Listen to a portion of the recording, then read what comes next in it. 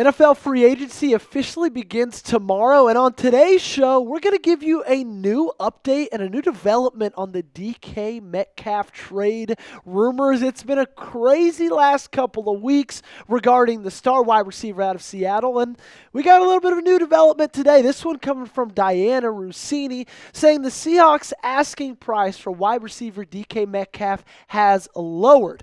Seattle would be open to a return centered around a second-round pick for the two-time Pro Bowl receiver. Metcalf ideally wants to play in a warm weather climate and is looking to make around $30 million per year. Stick around. We're going to dive into everything regarding that tweet, everything regarding DK Metcalf and the possible trade of the Green Bay Packers. But before that, I got to shed some light on a new thing we're doing this week, okay? We are doing a NFC North sub-battle for the week of free agency. And right now, our Packers report, we're in second place, which is fine, but we're getting beat by the Bears. And that's just not good enough. Okay, so if you want to take first place, if you want to take down the Bears, prove that during free agency week, this is the best channel we've got at this company, go ahead, subscribe, help us pass Bears now.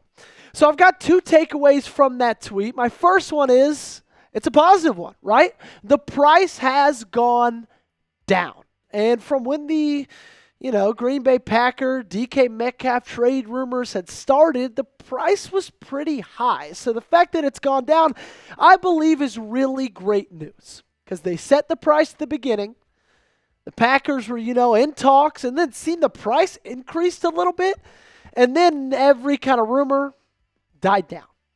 We weren't really hearing much. Didn't seem that Green Bay was a legitimate player in the DK Metcalf trade sweepstakes, because I think Goody saw the price that they were setting, which Diana Rossini tweeted about this a couple weeks ago, actually a week ago, not even a week ago, 3 days ago, and said that they are seeking a first and third round pick for wide receiver DK Metcalf, right? So Goody saw that. All the talks kind of ceased. NFL Talk tweeted shortly after that tweet saying that a trade between the Seahawks and Packers is unlikely to happen due to the price Seattle has set. That could change, especially if the price comes down. But as of right now, it's not happening, okay? And then what happened later, right? We're here, Sunday, March 9th, and the price has gone down. So my take on this entire thing is I would not have done a first and a third. No questions about it. I would have just said, you know what, that's just too much for me. You're asking for way too much. You're seeing what guys are going for on the trade market. Deebo Samuel going for just a fifth. Now, I think DK Metcalf is a whole lot better than Deebo Samuel. But if you're trading Deebo for a fifth, and you're asking for a first and a third for DK Metcalf, that's too much. Way too much in my opinion. But I'm really, really, really open to the possibility of giving up a second rounder for DK, okay? Weigh in for me. Would you trade a second-round pick for DK Metcalf? I'm giving a yes, but what I love about this show is I get to talk and you guys get to talk as well. So you guys let me know in the comment section, would you trade a second-round pick for DK Metcalf? Give me a yes or give me a no. I think that that's a pretty good value. I really do, okay? I think that, honestly, even if they said a second and one of the young receivers like the trade originally was looking like, right? They wanted a guy like a Jaden Reed, maybe a Romeo Doubs, maybe a Dontavian Wicks. And it seemed like Goody was interested in kind of, I don't want to say shopping them, but he was interested in that trade. And now that it's gone to a second-round pick, away from a first-round pick, I think that is still likely to happen. And you look at the last 4 seasons for DK. Almost 1,000 in every single one of them. He played 15 games this last season, was 8 yards away from a K. Okay, 13 touchdowns in the last 2 seasons combined. My gosh, I think he's still got a lot in him. Okay, he's still incredibly young. He's still incredibly dynamic. He's still everything you could be looking for from a size, from a speed factor, and a wide receiver one. And you look at this wide receiver depth chart right now, and you look at who the Packers have currently in the stable. I think DK Metcalf would look really good in that room. I think DK Metcalf would fit really well in that room. And I think judging from the talent that you have in that room right now, DK Metcalf should be fitting there, okay?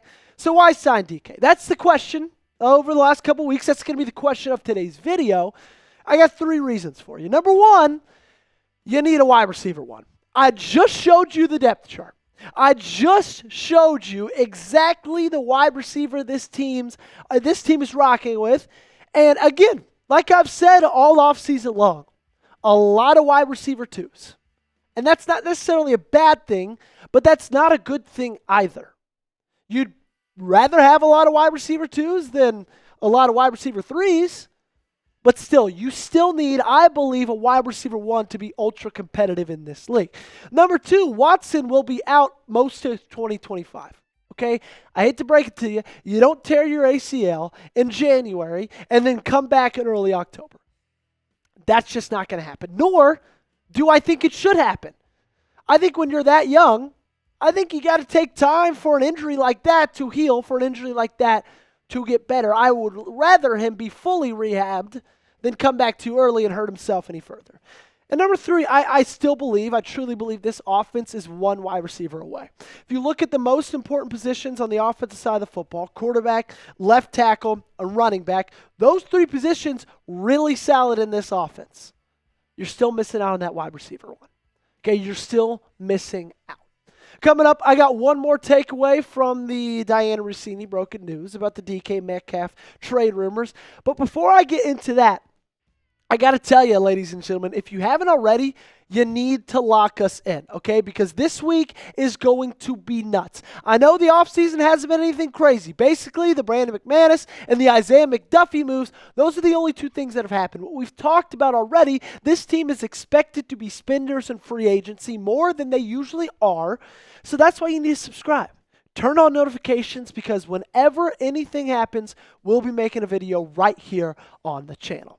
I got a second takeaway for you. It's that last little sentence. He wants to play in warmer weather. Okay, he's played his entire career in Seattle, and I think he's tired of the rain, tired of the cold. He played his college ball at Ole Miss, and if you know anything about the state of Mississippi, which weirdly enough I do, I lived there for a year, it's not very cold. Okay, so this isn't great news because, as many of you guys probably realize, because it's, March 9th, and Green Bay's cold. Okay, if you had to use one word to describe it, a lot of times people would probably just choose the word chilly, cold, freezing, snowy, right? And he wants to play in warm weather. However, I don't think that this should be the thing that says, it's not going to happen. This should not be the thing that you say, okay, I've lost all faith in DK Metcalf possibly being a Green Bay Packer, because money, it can change anyone's mind. Okay? It truly, truly can. Look at Myles Garrett. He won it out of Cleveland. We can give you $40 million a year. You know what? I think I'm going to stay. Now, I don't think this team's going to give DK Metcalf $40 million. If they did, I think I would maybe shoot myself in the foot. But they've got money to spend, okay? $43.25 million in cap space, 16th in the NFL. They're about exactly at the midway mark. That's not a ton of money, but it's not a small amount of money. You have the money to pay DK Metcalf. And if they do trade for DK, I think he gets a 2-year extension. I think it's somewhere near the A.J. Brown deal, 3 years, $97 million, $85 million guaranteed. Those numbers might be even a little bit inflated in my opinion, right? But when you talk about it being structured by A.J. Brown's deal, and like A.J. Brown's deal, I don't just mean the bare bones of 3 years, $96 million. No, that's not what I'm talking about. I'm talking about how the cap hits are structured in the contract, okay? If you remember, Brett Coleman tweeted this out a couple weeks ago, about a month ago almost at this point. We talked about it then.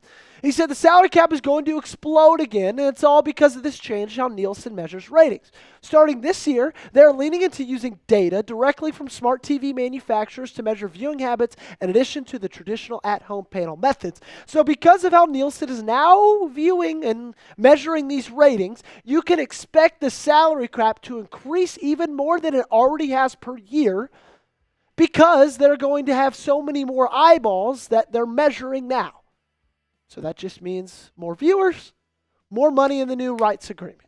So if you do that, you can kind of look at the way A.J. Brown's cap hits are structured out for Philadelphia. I think that would be kind of a very similar structure of what DK Metcalf's would as well. So that way, you keep the cap hits low in the beginning, still allow this team to make some moves in free agency, and then they just get higher and higher as the years go, and you can restructure, hopefully, when it gets to that point. Even when it does get to that point, the money's probably going to be bigger for the salary cap, so it's not going to matter as much. So I think Green Bay should do this. I think they should make one more defensive free agent signing, whether that's a cornerback, whether that's an edge rusher. And then I think when it comes to the draft, they focus on defense. And if they do those things, make this move, sign one more defensive player, and use of their 8 picks, like 5, maybe 6 on defense in the draft, get me to the 2025 NFL season as quickly as you can. Let me know in the comment section down below, what's your confidence level that Green Bay trades for DK Metcalf? Scale it for me 1 to 10 in the comment section. 10, you're thinking it's going to happen. It's a done deal. 1, you're saying no shot. Let me know your answer. Thanks so much, as always, for answering in the comment section, for watching, for liking, for doing all the things that real ones do. If you're still here, you love the video, you love the channel, I know it, so hit that sub button.